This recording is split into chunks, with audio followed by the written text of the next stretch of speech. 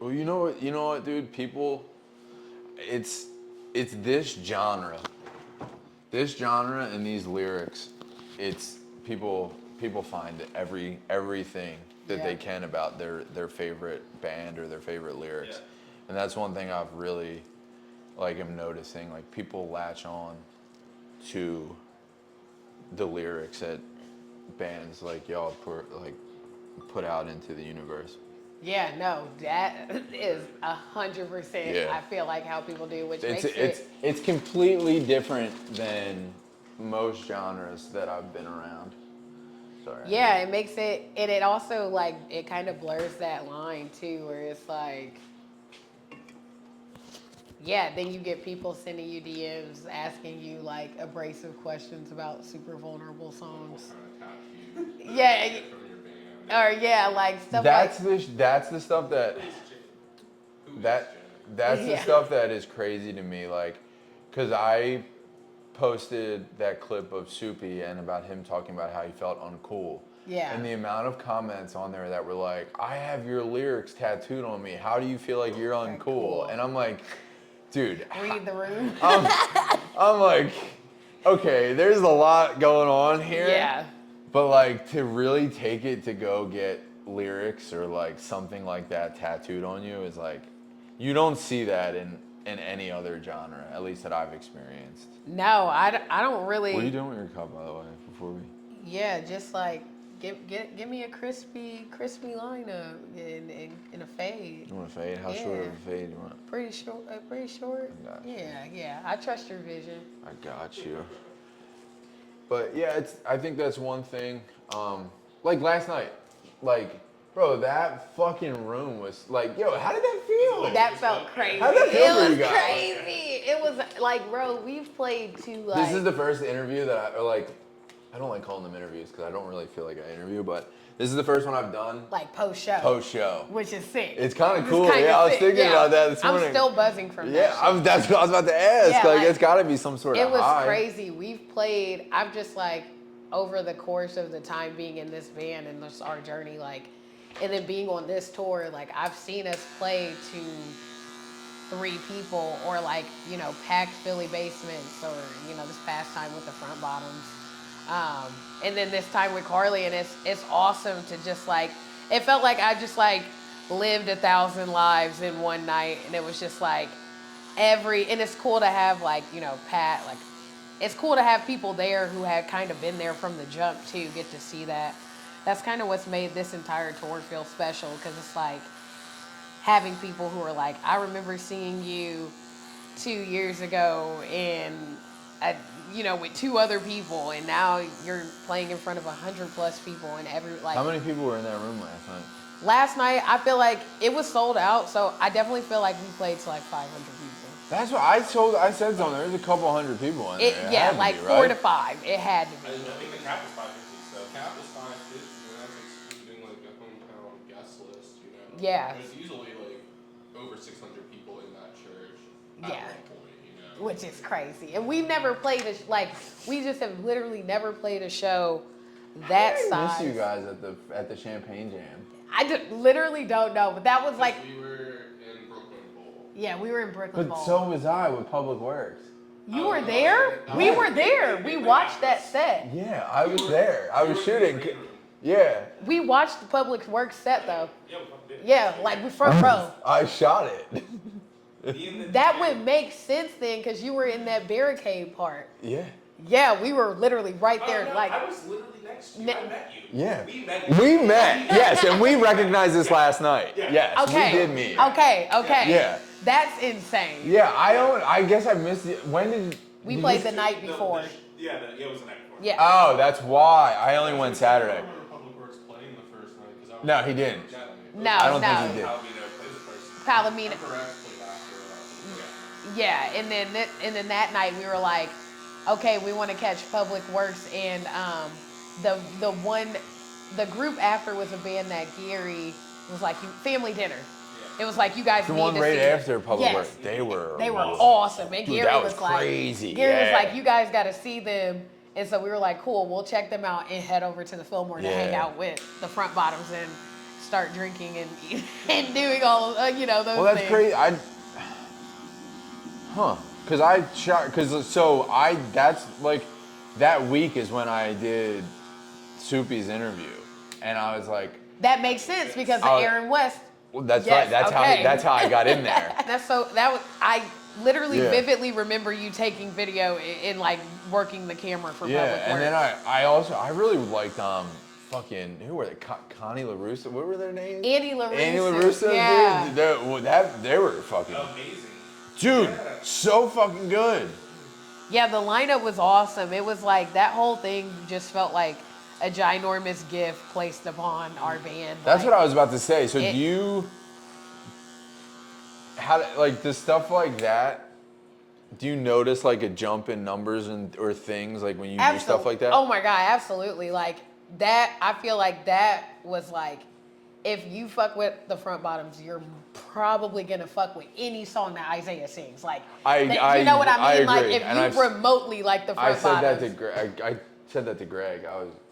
So Greg's friend is Roshan, the guy that plays, the keys. keys. Yeah. Yes, I love Roshan's awesome. Yeah, so that's a good friend of Greg's. Like I said last night, he plays the trumpet, and he's played some stuff for Public Works. But I was saying to him, I was like, dude, they're like anything he sings sounds like fucking like it'll if you fuck with the Front Bottom. Yes, if you fuck with and like that's a huge influence for Isaiah, like especially with him growing up and loving emo, and like I felt like that was a huge just gift of like being like, wow, we're going to get to play for a room full of people that you can probably guarantee 9 times out of 10 Right. might like your music. Yeah. Where like sometimes you can play these shows.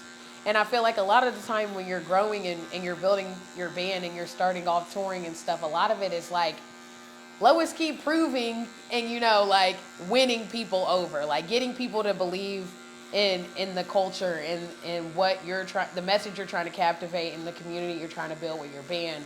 And so when your band just gets put in moments like this where another band's Right. already kind of built that, Yeah. it's fucking awesome. I mean, it really doesn't get better than that.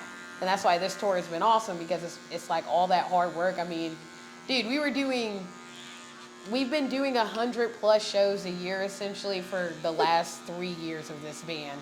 In the first year, I mean, we went from like 30 shows our first year as a band and then to 100 like the next year. And we've just been going hard nonstop. And I think this tour has just been like the extreme culmination of all of that and kind of just like, we're kind of getting our flowers back a little bit from all the hard work we put into. I mean, you're not making money, your fans breaking down, you're getting stuck in these fucking places, you're going to places I'd never been to places in the country until I joined this band, and now for the first time out of the country. And so like, I didn't know what it meant to be in Laramie, Wyoming. Like I was just going for it, and hoping for the best. We all were. So it's cool to like, you know what I mean? Like, y'all know it's fucked up, but it's cool to like go back to these places and continue to see like the hard work start to pay off more and more. Because I really do. I feel like our whole philosophy is like being a band that works hard and like it makes those little and big wins feel so much sweeter because you worked your ass off to get there, and like nobody can tell you that.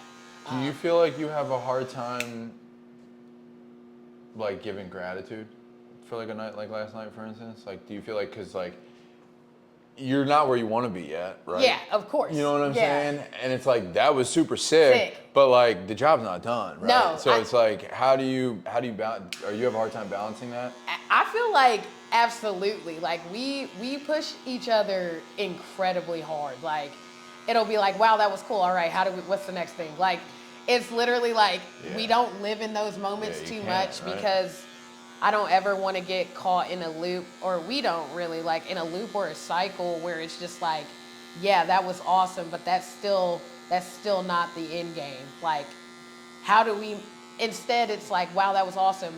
What steps do we need to take to make every time we play like Philly, this start to be the norm? And then once that's the norm, Well, that's got to be an addictive, like, energy. Oh my God, to it's an addictive, crazy. Like we You're gonna be chasing that every show. Every show, and it's like, how do we, now that we're coming off of this tour, even, it's like, how do we get to the point where every time we do a full U.S. tour like this, like the rooms can be this packed and people can sing our songs, and you know, it's that drive and hunger to like work so debilitatingly hard for your dream that it feels like hard work. Sometimes it doesn't. Like sometimes I'm just sitting there drinking a beer with my friend and I'm like, wow, like this is work in a way, but like I'm having the time of my life doing it and I'm not having to think about it. But it's also just like when you've only wanted one thing in your life so desperately bad, it's like, yeah, I'm gonna work, I'm gonna give it 110%. I don't know how to not do this without doing that. I don't think any of us in the band know how to do this without doing that, which is why I think we've been able to garnish like a lot of momentum over the last like 3 years. What so have you always, how long have you been playing the drums for? Yeah, I've been playing the drums since I was in 4th grade, so like 9 years, or since I was 9 years old. And I started off, well, you know, I grew up, my grandpa was a pastor, my mom's a minister.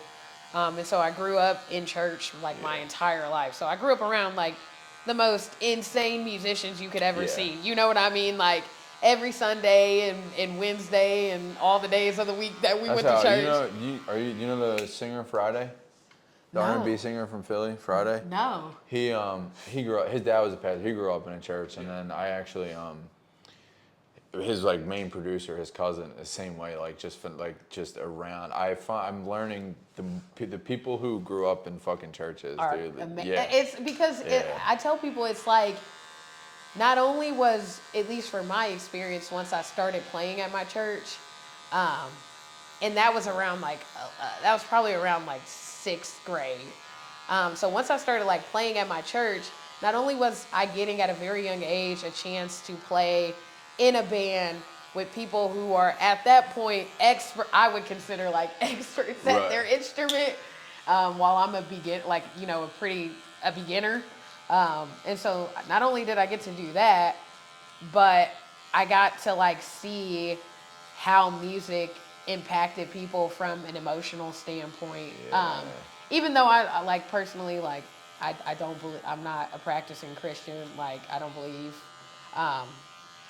and I'm not religious in that sense, but like I was still able to see like people get moved by quote unquote the spirit, and like, you know, I feel that in a sense on stage, like nights like last night, like the feeling I was feeling on there, my mom would maybe call it, you know, catching the Holy Ghost or catching the Spirit, but absolutely. like, you know, I just look at it and I view it differently.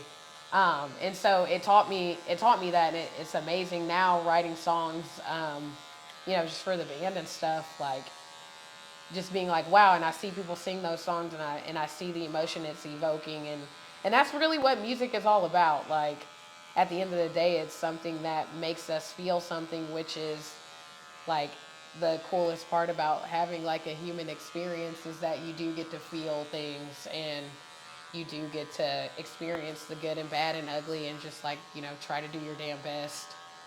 Did you know that there's like there's actually like a percentage number of people that, there are people that don't get chill. I guess it's probably easier to say there are actually people that don't get chills or like get physically or emotionally moved by music. Wow, that's crazy. Yeah, there's like it's like, I forget what the stat was, but I did see it. There's like it said like only 50% of, that's completely wrong, don't quote me on that, but 50% of people get chills from music. You know what I mean? Like not everyone, like it's not a real thing. But that's like, crazy. But then you'll go to shows you'll see people crying in the fucking front row, and I'm like, wait a minute, dude. It's like, holy shit. There's no way. I know. I guess it's just like, yeah, I guess for people like us, at least that's been my experience, you know, like, so for me, it's always made me feel that way, and I've always been around. I've always been moved by music, and I've always just been drawn to it, moved by it, and I played a snare drum growing up in the school band, but I was in 4th grade, and it was only a snare drum, and was not big enough to just be lugging a snare drum around, so I quit. Yeah. You were like, passion killed. Now I'm here, I'm like, damn, dude, Now you're cutting hair. I'm like scrolling Facebook Marketplace every once in a while, like, I gotta find a drum set. You're like, I need a cheap drum kit right pronto. What was growing up in Indiana like? Dude, the only person I know from Indiana was Freddie Gibbs, bro. Yeah, I mean. Only black guy I know from Indiana, dude. What's up? What's that? Well, being black in Indiana is crazy. Well, you know, I'm not even gonna lie. no. That was like when we first connected, and I like started connecting the dots. I'm like, okay, wait a minute, dude. She's black. She's a she. Yep. She's a lesbian. Yep. And she is in a completely different genre than like what I'm like, what the and from India. Like and what from the Indiana. what the hell going on, sis? Like what the fuck? No, like I picked the wrong shit for my reincarnation, dog. I was like, give me let me check all these boxes, please. With a name like Raegan. I know, with a name like Raegan, just throwing people off. It's goddamn. No, it's crazy. Like, I mean, there's like, I grew up in a predominantly black population in my small community. So like I grew up around a lot of black people and a lot of people of color. But then I went to Catholic school growing up because my mom wanted me. I did too. Yeah, she wanted me to have a better education, so she started working. That was a common thing. Sam from Penn Quad, he also did as well. Hell yeah. We had that in common. Catholic school kids. So I grew up, my mom was working as a lunch lady there so I could get free tuition.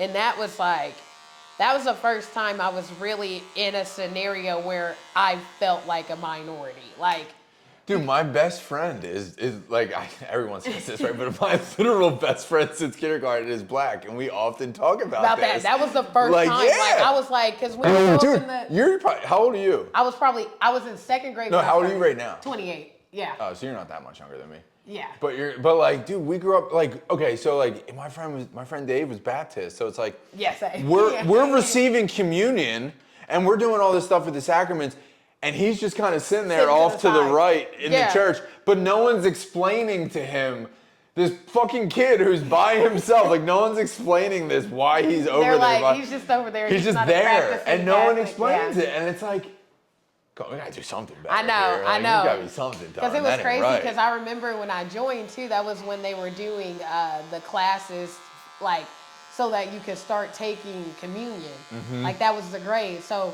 not only was I like one of two black kids there, but like I also was like not a Catholic. I was a Christian, but like I came from a Christian home, but like it was not Catholic. And my mom let it be very known. Yes. She was like, you do not, no, you are not, this shit is no. You're just going here for a good education. Like, don't. It is a crazy concept. It is a crazy concept. I'm like, bro, that's crazy. We talk about it now. I'm like, you're insane for that. They could have indoctrinated me. That's nuts. But I was so scared of her. I was like, all right, she said it. I ain't doing shit. And so, yeah, that was the first time I ever felt like a minority and honestly even experienced racism in my life. Like, blatant, like just full blatant was like in second grade in that time period. So I would have been like fucking 8. It's actually crazy because he says the same stuff, and it's like, to me, I guess like I was so young and naive that I wouldn't have even known. Yeah. And now I look back, I'm like, fuck, dude, that really sucks. Like, yeah. what the hell? It sucks and then I feel like that, like in a weird way, like that around that time was like, yeah, shit just got real for me at a younger age than most people. Most of my friends, you know what I mean? Like some of my friends who aren't. What was people it of that color. you experienced? Yeah, so what was the first thing that really stuck out where you were like, huh? Yeah, so I'm trying to fit in. I'm new. I'm in a new environment, and these kids, like, if you're like with Catholic school, usually you start in like preschool or kindergarten, and you are with these kids. You're with the same group of kids for your entirety that you're in this school. Yeah. So by the time I got there in second grade, some of these people most of them have known each other since preschool. It's extremely cliquey, dude. So it was extremely cliquey, and I looked like none of them. Right. And it was just one of those things where like, yeah, we were going to art class, and they had the table of like 4 chairs each, and there was a spot open at this table, and I was like, trying to sit there, and the girl was like, yeah, you can't sit here because you're black. And I just remember being like, the fuck? Like, literally, like, Where is your mother? just What the literally fuck? just being like, what in the actual hell? Like, in my brain, like, nobody had ever, I just had never experienced that. So that was very, like, I was very upset and crying and stuff, like, when I got Naturally. home. I didn't there. I think I just, like, you know, kind of sat somewhere else or just, like, whatever. But, yeah, I remember my second grade teacher, like, my mom talked to her about it. And she ended up writing me, like, a nice letter, just being like, Where's that girl at now?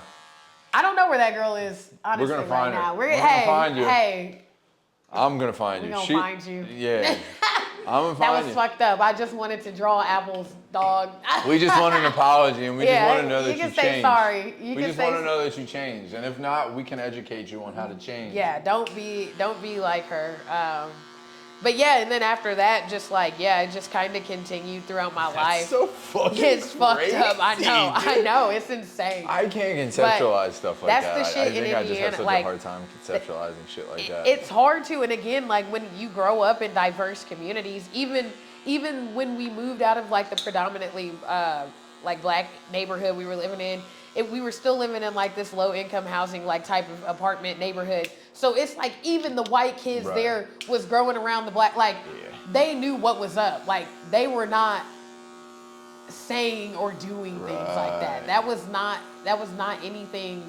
And then, you know, they whitewash, you know, so they whitewash black history in schools anyways, and especially in fucking 2000 and whatever the fuck. Like, dude, it was crazy. 2005, they didn't give a goddamn about telling me. They was like, no. here's Rosa Parks, here's Martin Luther King Jr. That's all you need to know. They'll sprinkle in Harriet Tubman post 5th grade. And then you're chilling after that. It is kind of crazy.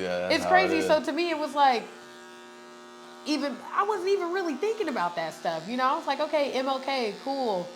Like, we all can be friends now. Like, that's just kind of, it was never like really, and like, I remember growing up, like, my mom would be like, oh, this is how, like, you know, this is what happens if you get stopped by, like, my mom would have these conversations with me when I was young, but like, what age did you start having those conversations? Oh my God, like, probably like 1st grade, so maybe like a year before that, like, yeah, like 1st grade. I didn't realize that was like a thing either, because again, white privilege, I suppose.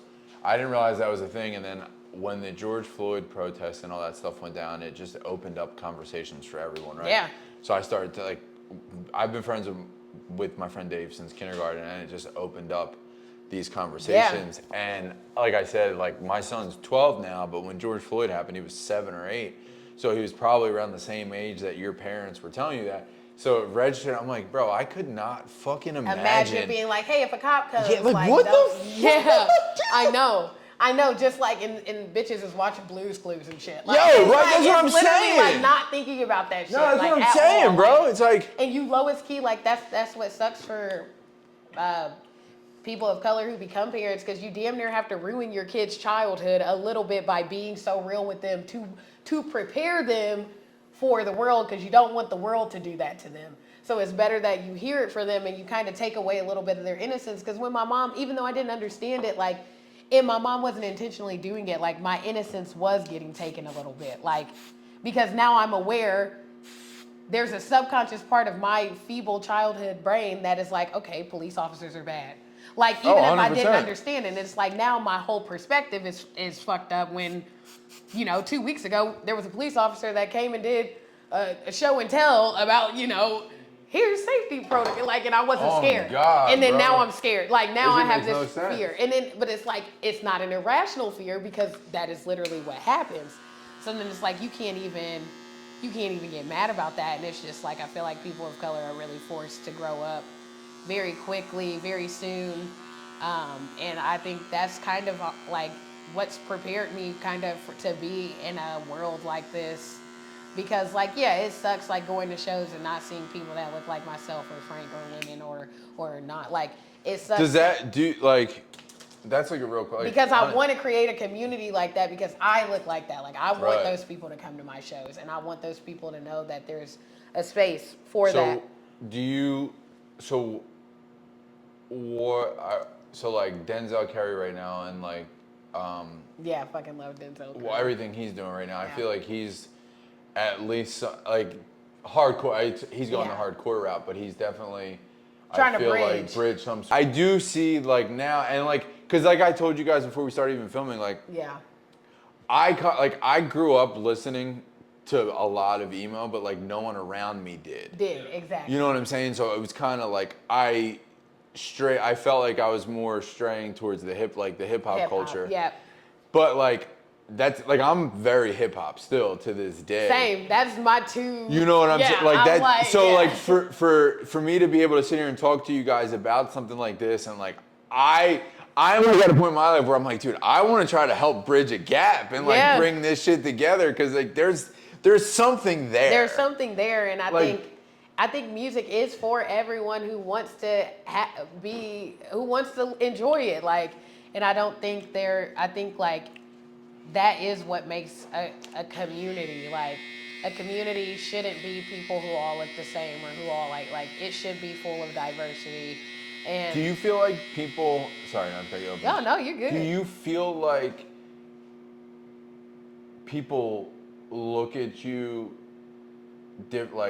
people look at you differently because you are like in the scene, I feel like or do you feel like it's? Have I you feel like experienced anything? there's two things I've seen. I've seen the like people who will tokenize people of color who are in the scene where it's just like, and I mean like, oh my god, like overdoing it a little bit too much. Like, I hate to say That's it like in real that- white people shit. No, though. just like acting like kind of crazy with it, and not in a genuine. It doesn't come across as genuine, Right, and okay.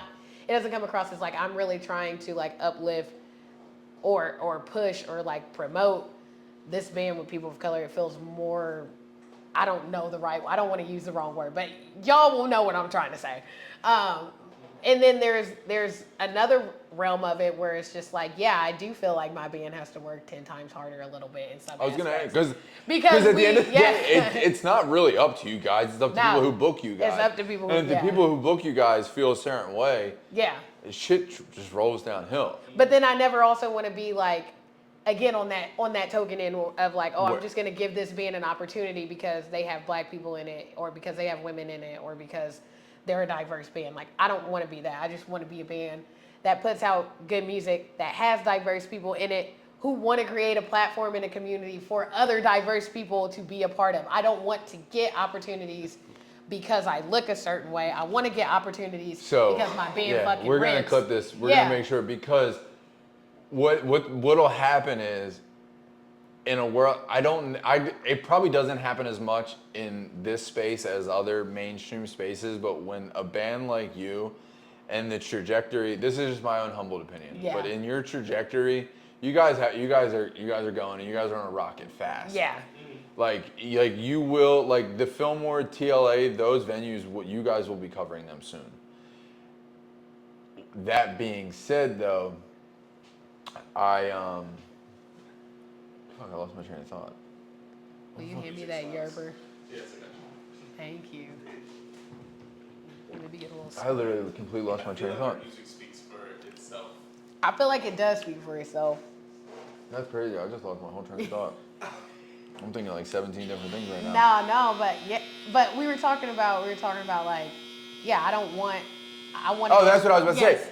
Yeah. I'm using the term industry. I was about to throw out the term industry plant. Yeah. Because what'll happen is if you guys hit a point, they're gonna be like, "Oh, they only push them because they're whatever yes, diverse yes, and exactly. and that is Yeah. what, and I already know that. Like, Yeah. we already know that. We know that there's nothing. We could play 200 shows a year, and people probably will still think that. But at the end of the day, like, we're gonna let our Which is tracks. crazy because I didn't really even actually think about it that much until like right this second. Yeah. No, there are going to be people in Yeah. the industry who will probably always think that about my band, and there's nothing that we can fucking do about it except for just work our asses off and try to. You just gotta silence that noise. At the end of the day, it is truly just noise and not important to the actual mission at hand, which is, again, writing amazing music, the most amazing music we can, meeting awesome people, having them connect with it, and having a space where people can fucking forget about the fucked up shit in the world for 30 minutes, an hour, whatever the fuck it is, and just like feel something together. Like, nobody's trying to do that, and it's like, hey, if you're gonna stop me because you think or whatever, I'll just kick the damn door down myself, and it'll be there, and I'm still gonna be here because I'm never giving up on doing this. Well, that's how you get to where you want to go, right? And like, Yeah. that's kind of I've always had that logic too. Like, there are so many people out there that I feel like will stop at that first no. Yep. Or that first, like, they don't get an answer, so then they get real fucking sour. Oh yeah, or they're like, nobody can, and yeah, it's like, and hey, it's like, you gotta just keep going. It's like, oh, they're not gonna answer me, I'm gonna find someone Somebody else. else, You know what I mean? It's just like, that's all you gotta do. Like, it's so, I almost are gonna suck because there's a bunch of kids that hog the they're front hogging. row. They were not. I was trying to crowd surf and everything. They was not letting me through there. I was like, fuck you. So guys. that's where I eventually just gave up and I fucking, Was just I'm not fucking dude, I don't give a fuck, bro. Like, dude, it made me so happy. Like, bro, just like, let me fucking do my thing, bro. Yeah, no. I even said to him, I was like, yo, you mind if I get up there and grab a couple shots of her before? He was like, oh, yeah, you probably should ask someone else. And I was like, no. No. I was just going to walk up here until they tell me to get off. Yeah. No, one of my fucking favorite things we did this for, I don't know why I'm thinking about this right now, but we went to the Stand By, you know the movie Stand By Me? Yeah. Dude, we went to the bridge. You went to the bridge? Did you guys walk across it? Not, Isaiah walked across it. That's real white. That's real white. I told you that goes with my tornado chasing. Look at my skin. Look at my skin. My tornado chasing. Yeah, Isaiah walked. Yeah, I honestly, I don't do that. The bridge was falling apart, y'all. Like it I'm was. not gonna lie. I'm low key pretty black, dude. Yeah. I'm pretty black when it comes to stuff like that. I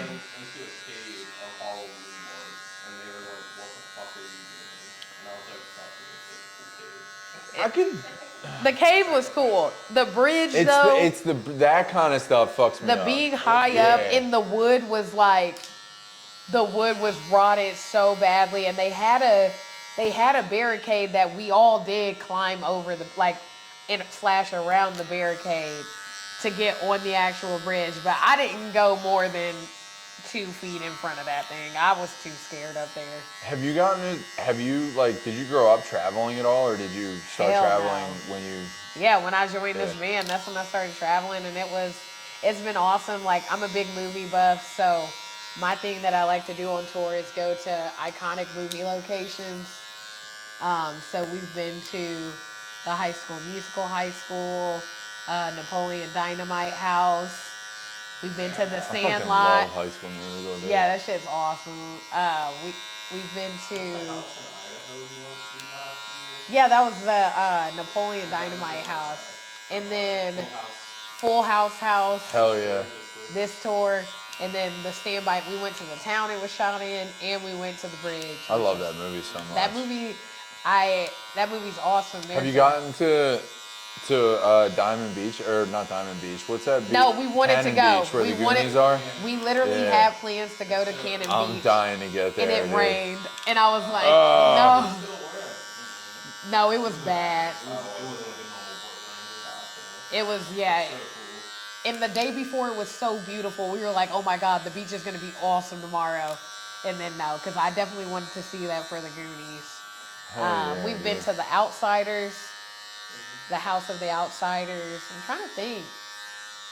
We went to the Buddy Holly. I like going to historical spots too. Like Pat and I went to where Tupac got shot at in Vegas one time. That's fire. No, we did. Actually, I was at, you know this dude? I did some work with a couple people up in New York at Quad Studio. Where he got shot the first time, yeah. I was in the elevator, yeah. The elevator? They still have it in the elevator. Like, it's still there in the elevator. Crazy. We gotta go there. You guys should probably try to get a session. Where he got shot, he was killed, there's not a mural. There's nothing. There's nothing. Nothing there. Really? This lady, it was yeah, it was also like 3 o'clock in the morning, and this lady was just like, because there was a F1 race that was like happening in Vegas at the time, and there was a shit ton of construction, so there was just a construction worker, and we were like looking at the maps, and I was like, No, it's on Flamingo. Like this, I know, but where it was at, it just looked like there's no way he got shot right here. And then the lady was just like, "Oh no, y'all looking where Tupac got shot?" Remember, she was like, "It's it right here, this intersection right here." And I was like, "Damn." I said he saw a Shell gas station before getting. Yeah, I said that's fucked up. That's fucked up. That's a shit way to go. But my mom loves Tupac, so that was an awesome. That's movie. kind of sick that your mom loves Tupac. Yes, we went to the Pawn Stars pawn shop as well, and they had again guards with AK-47s outside the building. Hey, Dot. That night was crap, dude. Remember the Spider-Man dude? Yeah, I forget that guy. That was the most unnerving thing. Black Eyed Peas cover band. That was pretty sick. Black Eyed Peas cover band is crazy. On Fremont Street at 2:00 in the morning, like singing like, "I gotta." And then the white dude was Will I Am. They had no light in their eyes anymore. Yeah, they had a feeling that left a long time. They had a feeling that left 30 years ago. That feeling left 30 years ago, or it was in the A bathroom. more depressed looking group of musicians. No, it was sad. And but that one other band that was like more, it was like, they were kind of hard. They had a little life in them. Yeah. Black Eyed Peas cover band though, no life in them. They have a residency there though, you could tell. That's unexpected. They've been there since the day of Black Eyed Peas. I got a feeling. Ooh. We've never done a same city, two shows. Yeah, how did that happen? Was that always there? No. No, it was after that sold out, and then people were like kind of demanding it, not demanding it, but like we were like, it'd probably be a good idea to do this, Yeah. and it was. Yeah. It was a good idea. It was a good idea. Yeah. But hopefully there's a good mix of like people who weren't able to go yesterday who can come, and then I know Carly's playing like a beat, like songs they probably will never play again. Yeah. So I know people are gonna be lit. I'm excited. Yeah, it's gonna be fun. Again, best Philly shows we've ever like. The last 3 times we have played in Philly, including the front bottoms, has been the best times we played here in general. Where is it tonight? At the Thunderbird Hall. What is that? I have no It's a idea. new spot. It's like Okay. 30 minutes away. Where is it? Like, yeah, where? It's 30 minutes away. Is it near like the Fillmore and shit? No idea. That would be good. I don't think it's by the. It's on Frankfurt Ave. Oh, okay. No, it's by what was that place with the light up 4, right? What was that venue? 2854 Frankfurt Ave, like East William Street and East Cambridge Street. Lynn's Bar. Photo Club. Yeah, something Kensington. Oh, word. Okay. But yeah, you said you love like. And it's sold out too, right? Oh yeah. That's fire. It's funny you say you love hip hop culture or just hip hop music, because before I joined Leisure Hour, I was in a hip hop group with some of my roommates and best friends, and I was like this hip hop group. We were playing shows with Leisure Hour without me as their drummer. So I was playing shows with Grace and Isaiah and their first drummer, which he was in the band for like 8 months. Before I joined, 8 months, or maybe it was closer to a year. And then so I'd do my hip hop stuff with my hip hop group. That's And fire. Grace and Isaiah, like I would play drums when I wasn't rapping, and then when I was rapping, I would not play the drums. And there was another person in our group who knew how to play drums too, so he would just hop on the kit. And we would do shows together. And I always just like loved me and Isaiah had been friends. Would you ever consider doing like a Roots style record? There is literally a Leisure Hour song that did exist that had me rapping on it. That it's not that good of a song, so I don't ever. But like I just like, cause I've seen the Roots live. I grew up in Philly. Of course, I've shot Roots Picnic. I've seen the Roots live, And I'm Questlove is a yeah, beast. it's just like, dude, I don't know, that'd be kind of cool. It'd be tight. It'd be tight. Like, I don't know. I feel like the world is our oyster. When your band has 3 songwriters, I feel like the world's your oyster. I think, But I love hip hop music, so that's cool. Like, that's why I understand that culture, but I also understand like a lot of like there's a lot of toxic shit about the culture too. oh, it's like it's pretty. It's, like the pay for play shit It's rough, and the dude. and It's- the just like yeah. I see it all. Like, I've seen it. I've seen so much over the last couple years, and it's like, it's fucking crazy. And then Yeah, so it was crazy to go from that being immersed in that culture and that DIY grind as a hip hop artist, and then straight into like, because I didn't really listen to a lot of emo music until I joined the band. So it went from like, I listened to metalcore, hip hop, like I was in that world, hardcore. Then I joined the group, and then I started listening to more people. I knew the Front Bottoms and I knew Modern Baseball, but I didn't really. And then like early like pop punky stuff. Yeah. But like, yeah, I wasn't a big emo fan, and then I joined, so I really just got submerged in the community, honestly, just through this shit, like, and just seeing local bands and stuff, and it was cool, like, it was a cool switch, because I was like, oh wow, like, there's more of a community aspect to this shit than, it's way different. yeah, it's crazy, It's way different. it's crazy. So what was really? It's like funny that we're talking about it because when I did the Hot Mulligan show, that was Saturday night in Philly. I did that. Yeah. Sunday morning, I was at the airport and flew right to Red Rocks to do Glock, and it was like Baby Chief Do It.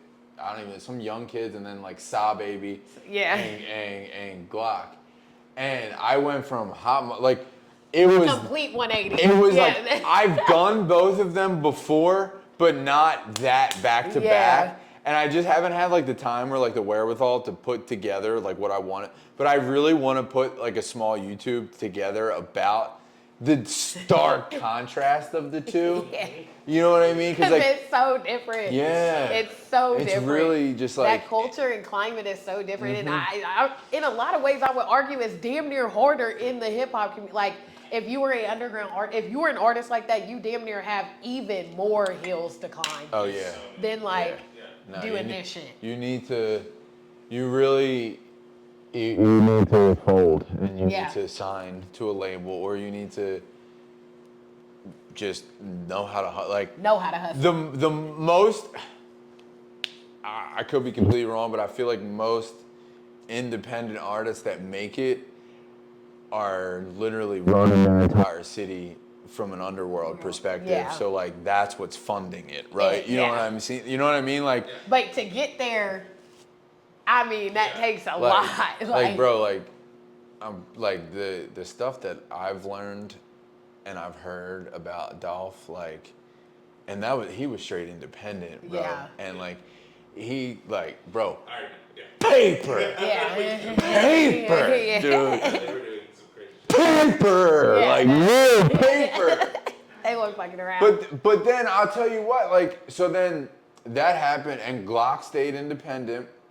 And then last year, right before Glockavelli dropped, he signed a partnership deal with Republic, $50 million partnership deal, like an insane number. And it's not a fucking record deal. It's like I don't know how. It's mainly for a lot of distribution. Yeah. But like, he was able to stay independent for so long to build. Like, To build up a $50 million, bro, and like the thing is, like, I've been to his shows. His fans are actually similar to emo fans. yeah. We have the same vibe, like the jumping in crowds and mosh pits. Yes. Yes. His fans are very similar, and they're so dialed into him and what he does too. So like, it's a very similar thing. So he was able to use that leverage independently to go, but again, you have to you have to be able to do more than couch surf and shit. What do we think? Fire. Cool. Gas. Hell Yeah. Woo! Crisp it up. So what's next? What's next for you guys after tour? Well, More music this year? more music. still putting off good vibes. Still doing hella shows. We've got like Warped Tour and we've got Pooza Fest. And See, so Buzz you do Fest. have Warped Tour. You guys are on. Oh, right. Yeah. Okay. So Warped Tour. I got it. It's already. Yes, that we're was- playing. We're literally playing Long Beach. I put in for all of them. Okay, bet, I would yeah. love to just get all of them and fly every. I would just be like, that would be so sick.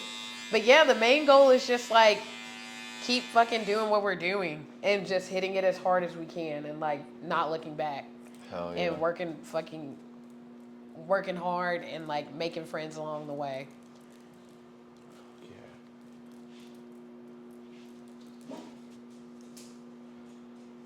Aww. He said, "Come on, get a cut."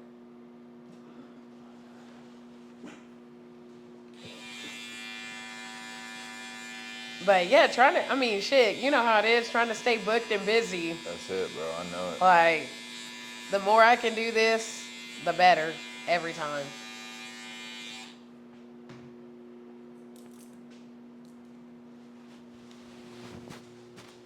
Ooh. Oh